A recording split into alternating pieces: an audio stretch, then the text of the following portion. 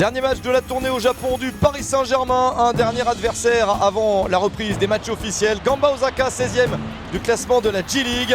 Les Japonais souffrent plusieurs parades du gardien japonais avant de céder face à Sarabia, 1-0 pour le Paris Saint-Germain.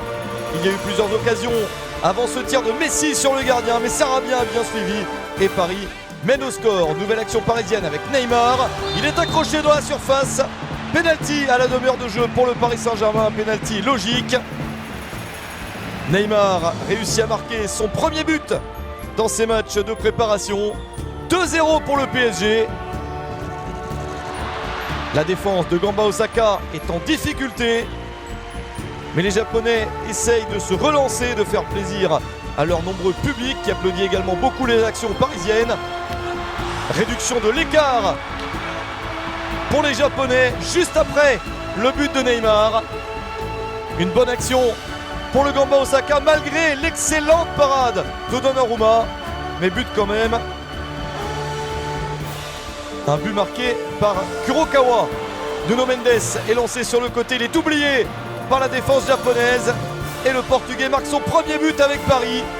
Nuno Mendes qui avait touché le poteau 48 heures auparavant contre Urawa Red Diamonds. Il est ici récompensé. Et dans la foulée, un nouveau but.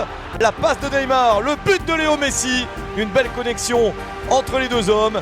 Messi porte le score à 4-1 et c'est le score à la mi-temps.